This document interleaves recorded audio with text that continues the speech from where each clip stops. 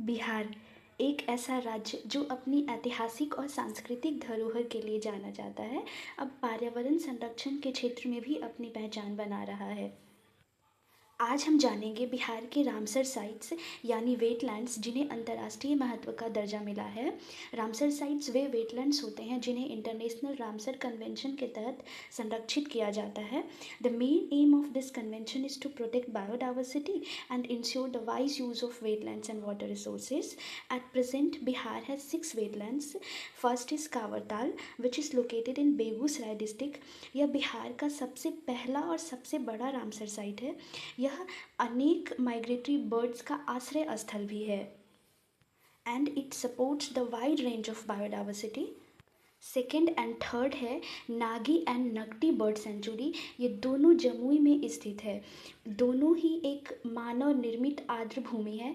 इनका निर्माण मुख्य रूप से सिंचाई के उद्देश्य से किया गया था। दोनों अभयारण्यों को 1984 में अनेक प्रवासी पक्षियों के विंटरिंग हैबिटेट के महत्व को देखते हुए पक्षी अभयारण्य के रूप में घोषित किया गया था। गोकुल झील जो बिहार के बक्सर जिले में स्थित है, यह गंगा के किनारे स्थित एक ऑक्सबो लेक है। यह स्थल अनेक पक्षी प्रजातियों को निवास प्रदान करता है और मत्स्य कृषि सिंचाई के माध्यम से लोकल लोगों को भी आजीविका प्रदान करता है। अगला है उदयपुर लेक जो बिहार के पश्चिम चंपारण में स्थित है। यह भी प्रवासी पक्षी प्रजातियों को निवास प्रदान करता है। और नेक्स्ट है गोगा बिल लेक जो कटिहार में स्थित है। यह झील बिहार की एक अनोखी झील है। गंगा और महानंदा नदी से घिरे सैकड़ों प्रवासी पक्षियों का आश्रय स्थल है। इसका संरक्षण और प्रबंधन स्थानीय समुदाय द्वारा किया जाता है जो प्रकृति और मानव के बीच एक सुंदर प्रेम को दर्शाता है। यह बिहार का छठा रामसर साइट है।